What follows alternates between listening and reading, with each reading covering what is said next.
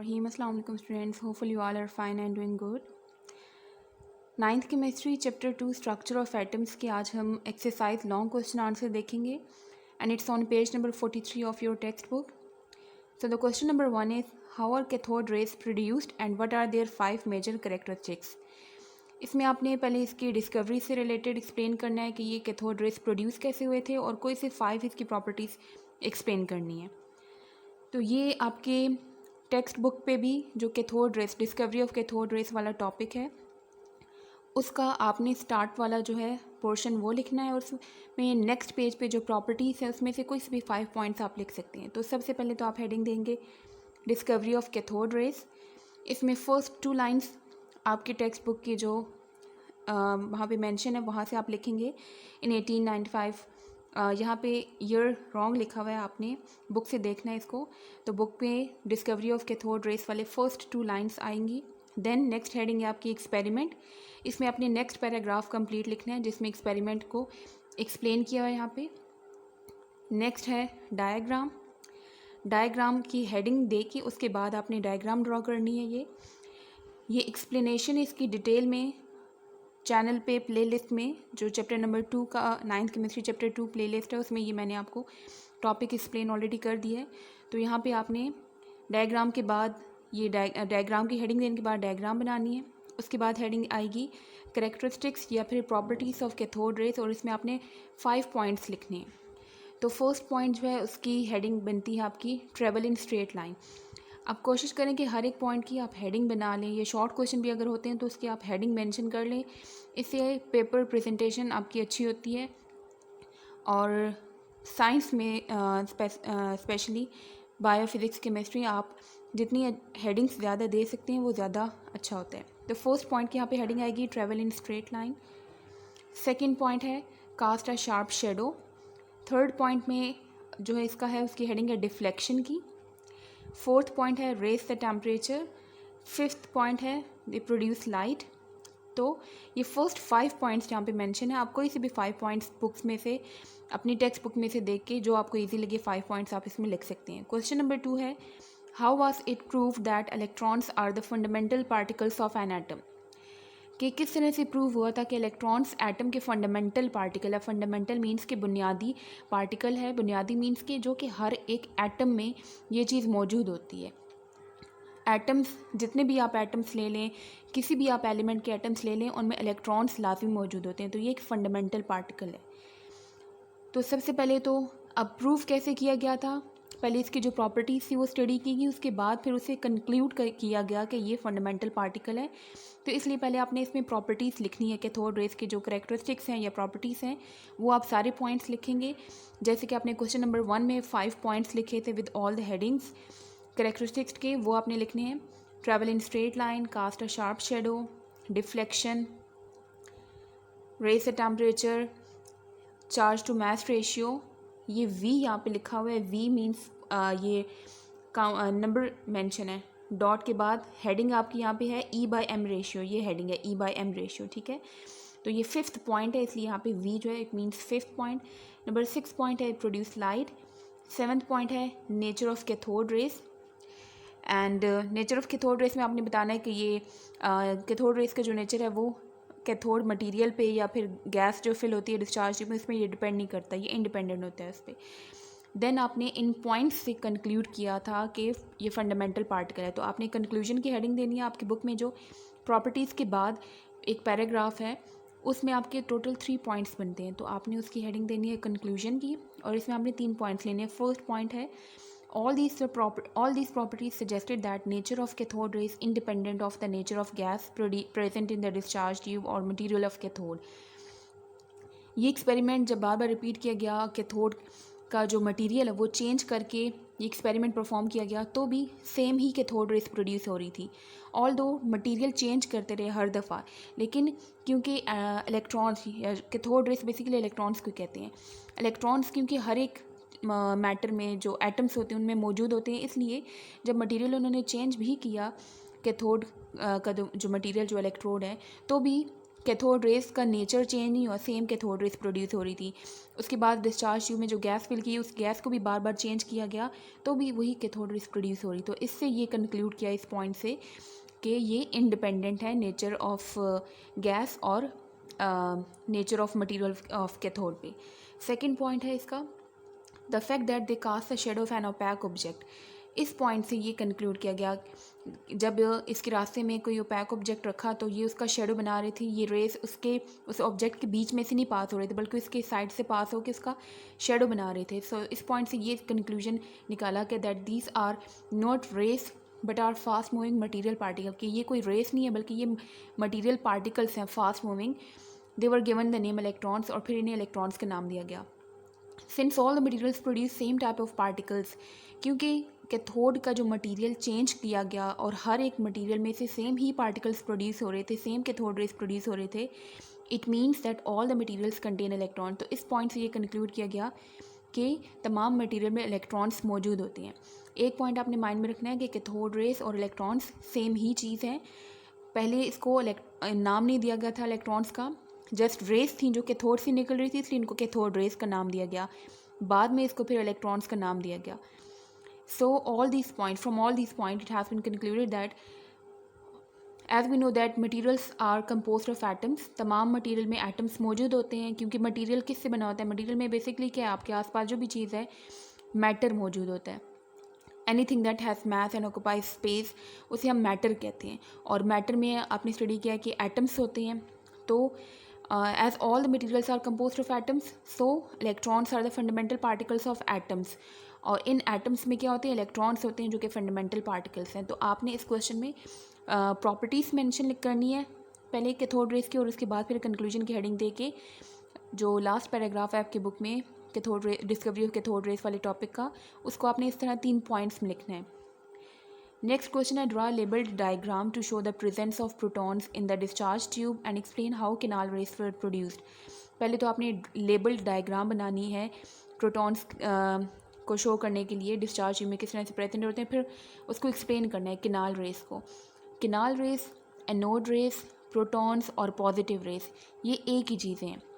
इन चारों में से आपका अगर कोई भी क्वेश्चन आता है तो आपने यही क्वेश्चन आपने अटैम्प्ट करना है, आंसर उसका लिखना है। क्वेश्चन नंबर 2 अगर आपका आ जाता है explain how canal rays were produced, या explain how anode rays were produced, या फिर हाउ प्रोटॉन्स वर प्रोड्यूस्ड, या how positive rays were produced, तो आपका यही आंसर होगा उस क्वेश्चन का। तो इस क्वेश्चन में सबसे पहले तो आपकी हेडिंग आएगी कैनाल रेस की, देन आपने हेडिंग देनी है डिस्कवरी की। डिस्कवरी में आपने बताना है कि इसको डिस्कवर किसने किया था, एक्सपेरिमेंट किसने परफॉर्म किया था। तो इन 1886 गोल्डस्टीन ने ये परफॉर्म किया था एक्सपेरिमेंट। नेक्स्ट आपकी हेडिंग आएगी एक्सपेरिमेंट की। एक्सपेरिमेंट में आप ये फर्स्ट लाइन जो है, these rays were travelling in opposite direction to cathode rays, ये चाहे तो ऊपर डिस्कवरी की हेडिंग में लिख दीजिएगा। आपका एक्सपेरिमेंट यहाँ से स्टार्ट हो रहा है, he used a discharge tube having perforated cathode as shown in figure 2.2। आपने नहीं लिखना आंसर में, इसको क्रॉस कर दीजिएगा। So he found that these rays pass through the holes present in the cathode rays। इसको कैनाल रेस का नाम, अब नाम जो है इसको डिफरेंट दिए गए थे, एंड में फाइनल इसका नाम प्रोटॉन रखा गया था। तो कैनाल रेस इसको इसलिए कहते हैं क्योंकि जब एक्सपेरिमेंट परफॉर्म किया था तो उस एक्सपेरिमेंट में ये परफोरेटेड कैथोड यूज़ किया था। परफोरेटेड मीन्स के हैविंग पोर्स, उसके बीच में पोर्स थे, सुराख थे, उन सुराख में से क्योंकि ये गुजरी थी ये रेस, इसलिए इनको कैनाल रेस कहा जाता है। और पॉजिटिव रेस इसलिए कहते हैं क्योंकि इन पे पॉजिटिव साइन होता है। एनोड रेस इसलिए कहते हैं क्योंकि देखने में इस तरह लग रहा था कि ये एनोड से निकल रही हैं, तो एनोड रेस भी इनको कहा गया था, बट फाइनल जो इसका नेम है वो प्रोटॉन्स दिया गया।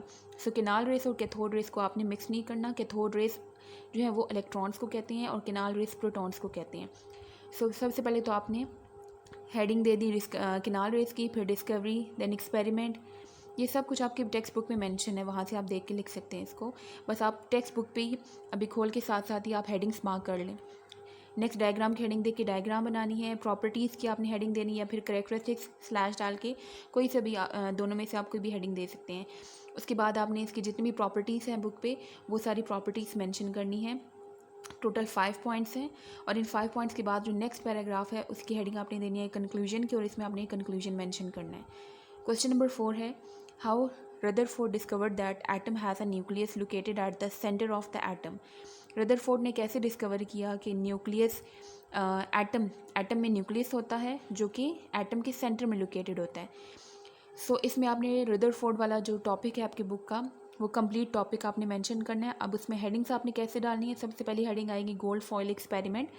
इसको गोल्ड फॉयल एक्सपेरिमेंट भी कहते हैं, वो इसलिए कहते हैं क्योंकि रदरफोर्ड ने अपने एक्सपेरिमेंट में गोल्ड फॉयल यूज़ की थी, सोने की बिल्कुल थिन सी वायर यूज़ की थी। सो इसमें आपने यहाँ तक लिखना है Rutherford perform the gold foil experiment to understand how negative and positive charges could coexist in an atom, कि एक एटम में पॉजिटिव चार्जेस मीन्स कि प्रोटॉन और नेगेटिव चार्ज मतलब कि इलेक्ट्रॉन्स। तो ये इलेक्ट्रॉन्स और प्रोटॉन्स किस तरह से एटम में मौजूद होते हैं, किस तरह से प्रेजेंट होते हैं, क्योंकि डिस्कवर तो हो चुके थे, अब इनका एटम का स्ट्रक्चर क्योंकि स्टडी इसमें आपने चैप्टर नंबर 2 में स्टडी कर रहे हैं, तो इसमें आपको सीक्वेंस से पहले एक्सप्लेन किया था इलेक्ट्रॉन्स की डिस्कवरी कि किस तरह से डिस्कवरी हुई, देन प्रोटॉन्स की डिस्कवरी, और उसके बाद न्यूट्रॉन्स आपने देखे डिस्कवरी उसकी, और उसके बाद फिर स्ट्रक्चर ऑफ एटम्स को स्टडी करने के लिए डिफरेंट साइंटिस्ट ने अपने एक्सपेरिमेंट किए। उसमें से रदरफोर्ड ने भी अपना एक्सपेरिमेंट किया जिसको गोल्ड फॉयल एक्सपेरिमेंट कहते हैं। नेक्स्ट हेडिंग आएगी एक्सपेरिमेंट की, उसमें आपका ये जो रिमेनिंग पैराग्राफ है वो आ जाएगा एक्सपेरिमेंट का। देन आपने हेडिंग देनी है डायग्राम की, और आपकी बुक में ये जो डायग्राम मेंशन है ये आपने अच्छे से प्रॉपरली लेबल्ड डायग्राम करनी है। सिर्फ ये डायग्राम नहीं ड्रॉ करनी है, इसके साथ ये जो लेबलिंग की गई है ये लेबलिंग भी करनी है, और इसमें लाइंस भी आपने देखनी है, जो स्ट्रेट लाइंस जा रही हैं उसके साथ आपने मेंशन करना है, लेबल करना है अनडिफ्लेक्टेड रेस, और ये जो थोड़ी सी डिफ्लेक्शन आ रही है इसके साथ लिखना है स्मॉल डिफ्लेक्शन, और ये जो लार्ज डिफ्लेक्शन आ रही है इसके साथ लिखना है लार्ज डिफ्लेक्शन, और कुछ रेस जो है वो पीछे की तरफ बाउंस बैक कर रही हैं तो इसके साथ अपने लिखना है रिपेल्ड बैक या bounce back.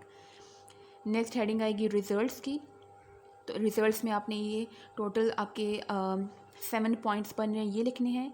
Then defects in Rutherford model, defects की हेडिंग आएगी और इसमें आपने जस्ट फर्स्ट 2 पॉइंट्स लिखने हैं, इसके बाद जो पॉइंट्स हैं क्वेश्चन के वो आपने नहीं मेंशन करने, बस सिर्फ ये 2 डिफेक्ट्स आपने लिखने हैं। क्वेश्चन नंबर 5 है one of the postulates of Bohr's atomic model is that angular momentum of a moving electron is quantized. Bohr जो मॉडल एटॉमिक मॉडल उसके पोस्टुलेट में से एक पोस्टुलेट उसका ये है कि इलेक्ट्रॉन्स का जो एंगुलर मोमेंटम होता है वो क्वांटाइज्ड होता है। क्वांटाइज मीन्स के फिक्स्ड। मोमेंटम कहते हैं कोई भी चीज़ जिसका कोई मास हो और वो चीज़ मूव कर रही हो विद सम वेलोसिटी, तो ये जो प्रॉपर्टी है इसको मोमेंटम कहते हैं। Angular momentum, angular word use करते हैं जब कोई चीज़ सर्कुलर मोशन में मूव कर रही होती है, जैसे कि इलेक्ट्रॉन सर्कुलर मोशन में मूव करते हैं तो उनका जो मोमेंटम होता है उसको हम एंगुलर मोमेंटम कहते हैं। सो बोहर का ये पॉस्टुलेट था कि इलेक्ट्रॉन्स का एंगुलर मोमेंटम भी फिक्स्ड होता है, क्वांटाइज होता है। ये स्टेटमेंट है।